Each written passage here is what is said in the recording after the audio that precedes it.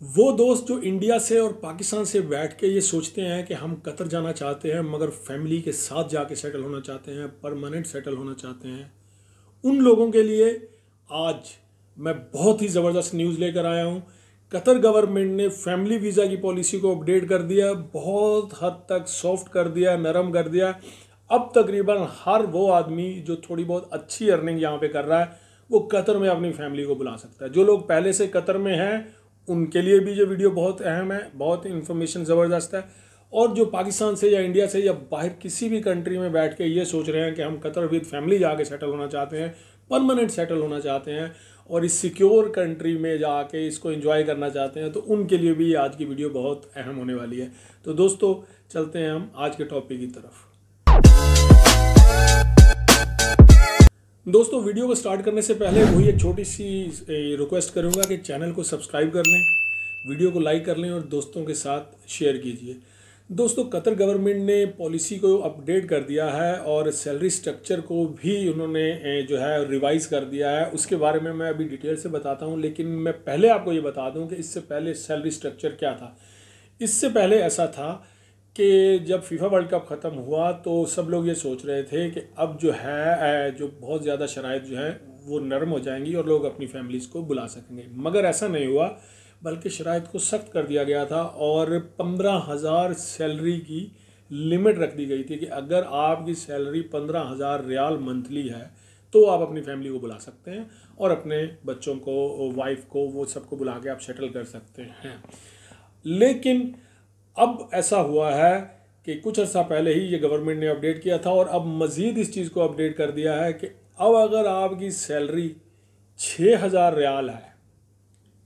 कतरी गवर्नमेंट में उसका रिकॉर्ड है, यानी कि आपका और आपकी कंपनी का या आपके एम्प्लॉयर का जो एग्रीमेंट होता है, जो आप पाकिस्तान में या इंडिया में जब आप मेडिकल कर रहे होते हैं तब भी वो एग्रीमेंट साइन होता है, वहाँ पे डिजिटल साइन आप करते हैं उस एग्रीमेंट को। और जब आप यहाँ आ जाते हैं, यहाँ आने के बाद भी अगर कतर आईडी लगने से पहले भी वो एग्रीमेंट साइन किया जाता है, तो वो एग्रीमेंट जो गवर्नमेंट के रिकॉर्ड में होता है उसके ऊपर अगर आपकी सैलरी 6,000 है और आपकी कंपनी आपके एग्रीमेंट में ये भी लिख रही है कि इसको अकामोडेशन जो है, फैमिली अकामोडेशन, वो हम प्रोवाइड करेंगे, यानी कंपनी प्रोवाइड करेगी, तो वो सिर्फ इस बेस पे अपनी फैमिली को स्पॉन्सर कर सकता है और बुला सकता है। अब उसका प्रोसेस क्या है? उसका प्रोसेस वही है कि उसको अपने मतराश को, एक मतराश एप्लीकेशन है कतर गवर्नमेंट की, उसको डाउनलोड करना पड़ेगा और डाउनलोड करके अपने कतर आईडी की बेस पे वहीं से ही अपनी फैमिली का वीज़ा अप्लाई करना होगा और उसमें उसकी वाइफ, उसके बच्चे, वो सब आ जाएंगे और उन सब के लिए वो वहाँ से वीज़ा एप्लीकेशन सबमिट कर सकता है ऑनलाइन, और ऑनलाइन ही उसकी अप्रूवल आ जाएगी और उसके बाद वो अपने बच्चों को वहाँ से टिकट लेने के बाद उनको फ्लाई करा सकता है। तो ये वो स्ट्रक्चर है कि ये वो उन लोगों के लिए है जिनकी कम सैलरी है मगर उनको एग्रीमेंट के मुताबिक उनकी कंपनी रिहाइश देगी, तब वो एलिजिबल हो जाते हैं इस एग्रीमेंट के हिसाब से अपनी फैमिली को बुलाने के लिए। और डॉक्यूमेंट्स क्या चाहिए होंगे वो तो नॉर्मल आपको पता ही है कि पाकिस्तान से अगर हैं तो वो भी FRC के डॉक्यूमेंट, पासपोर्ट कॉपीज़ वगैरह जो नॉर्मल आइडेंटिटी के डॉक्यूमेंट होते हैं वो सब आपके चाहिए होंगे और मैरिज सर्टिफिकेट चाहिए होगा, ठीक है। और अगर आप इंडिया से हैं तो भी आपके वही जो डॉक्यूमेंट रेगुलर होते हैं कि वो आपकी वाइफ हैं तो उसका मैरिज का सर्टिफिकेट चाहिए होगा और सारी चीज़ें वो चाहिए होंगी, तो वो आप अपनी फैमिली को स्पॉन्सर कर सकते हैं। अब दूसरा, अब जिन लोगों को कंपनी स्पॉन्सरशिप में जो है फैमिली अकामोडेशन नहीं मिल रही है या वो एग्रीमेंट में फैमिली अकामोडेशन नहीं लिख रहे हैं, तो क्या होगा? तो उनके लिए शर्त यह है कि उनकी सैलरी कम से कम 10,000 होनी चाहिए, जो कि पहले 15,000 थी। पहले तो खैर सभी के लिए 15,000 थी, तो लेकिन अब उन्होंने दो कैटेगरी बना दी हैं कि अगर फैमिली अकामोडेशन कंपनी आपको नहीं दे रही है तो आपकी इनकम डॉक्यूमेंट्स के हिसाब से 10,000 रियाल होनी चाहिए, तो आप अपनी फैमिली को स्पॉन्सर कर सकते हैं। तो उसमें आपकी बीवी, बच्चे सब आ जाएंगे और सेम वही प्रोसेस होगा जो कि पहले मैं आपको अभी बता चुका हूँ, जो कि 6,000 सैलरी वाला बंदा जो अपनी फैमिली को बुलाएगा वही सेम उसी प्रोसेस से 10,000 रियाल वाला बंदा बुलाएगा। लेकिन सिर्फ उसमें एक फ़र्क इतना आएगा कि वो जब फैमिली को बुलाएगा तो उसको एक टेनेंसी कॉन्ट्रैक्ट वो शो करना पड़ेगा कि मैंने अपनी फैमिली को जहाँ रखना है तो वहाँ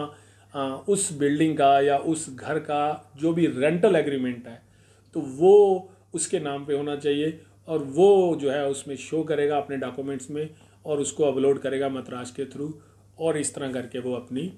फैमिली को बुला सकता है। तो उसकी फैमिली को भी वीज़ा मिल जाएगा और वो भी यहाँ आके कतर में सेटल हो सकते हैं। अब इसमें आपको ये सब बहुत आसान लग रहा होगा। देखें, इसमें यह है कि बहुत सारे लोग पहले क्या करते थे कि अगर आपकी सैलरी 10,000 नहीं है, आपकी सैलरी 6,000 है या 7,000 है, तो वो कंपनी के ओनर से रिक्वेस्ट करते थे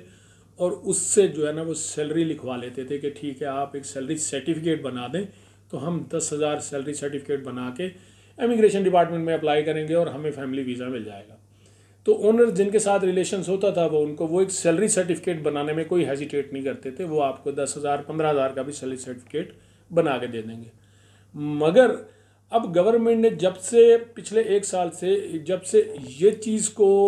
लाजिम कर दिया है कि आपका एग्रीमेंट जो है वो गवर्नमेंट से रजिस्टर्ड वाला एग्रीमेंट एक्सेप्ट करेंगे, खाली सैलरी सर्टिफिकेट नहीं चलेगा,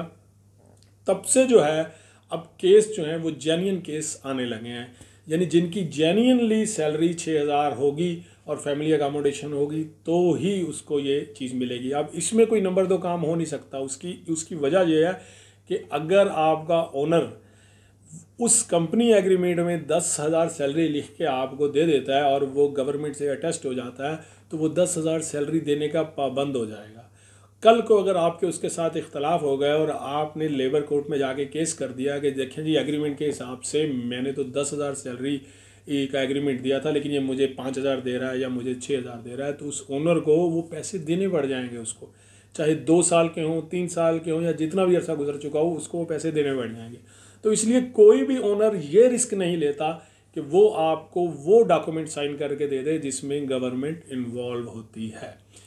तो इसलिए अब चीज़ें ये बड़ी स्मूथ कर दी हैं उन्होंने सिंपली। तो इस तरह करके आप जो है इन 2 कैटेगरीज में अगर आप आते हैं तो आप अपनी फैमिली को बुला सकते हैं। ये मैं प्राइवेट सेक्टर के लिए कह रहा हूँ, वो जो गवर्नमेंट सेक्टर के हजरात हैं उनके लिए तो सब कुछ बहुत ईजी है और वो ईजीली जो हैं वो अपनी फैमिलीज को बुला सकते हैं, उनके लिए कोई ज़्यादा इतने इश्यूज़ नहीं होते। इस बीच में मैं आपको एक बात और बता दूं कि फैमिली वीज़ा की जो एक बंदे का ख़र्चा है, जो उसकी कॉस्ट है,